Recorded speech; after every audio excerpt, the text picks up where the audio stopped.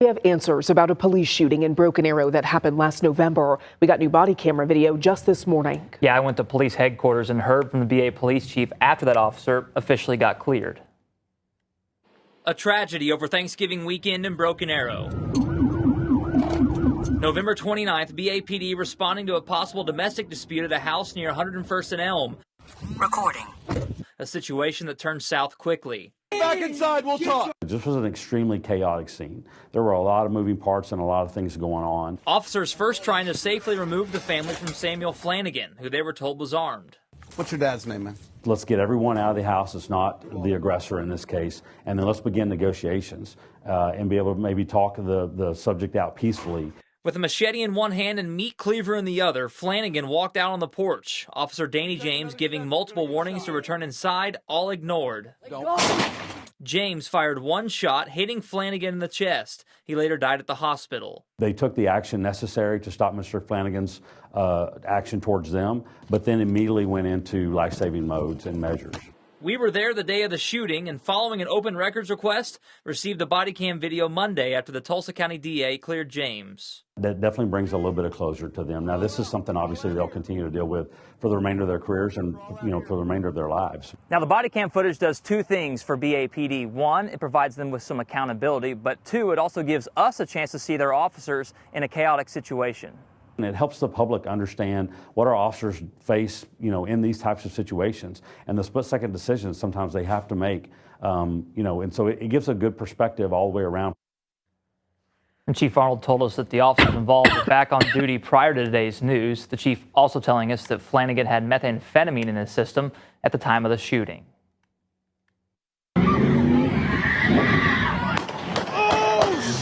Gunshots fired in the middle of a crowd early Sunday morning right here in Tulsa's Blue Dome district. What became an officer-involved shooting and a chaotic scene left 1 dead and 5 injured. Many questions remain.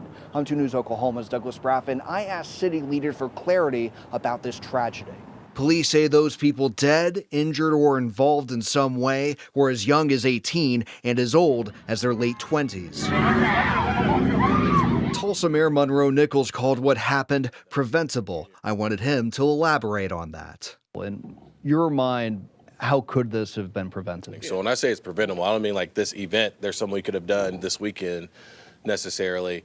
I think it's a broader conversation about the conditions of young people in this community. But what leads 2 young people to decide that guns are the way to solve a dispute? I think that is wherein lies what is preventable. 2 News has learned that the man shot and killed by officers in the downtown shooting was Thurman Wilson.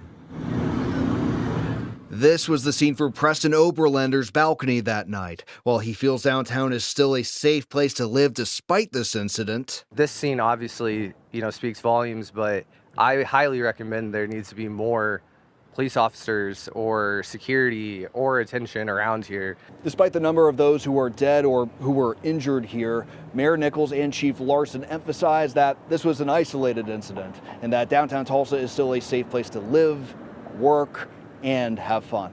In Tulsa, Douglas Braff, 2 News, Oklahoma. Now take a look at all the people who came out for Missing and Murdered Indigenous Persons Awareness Day with the Muskogee Nation.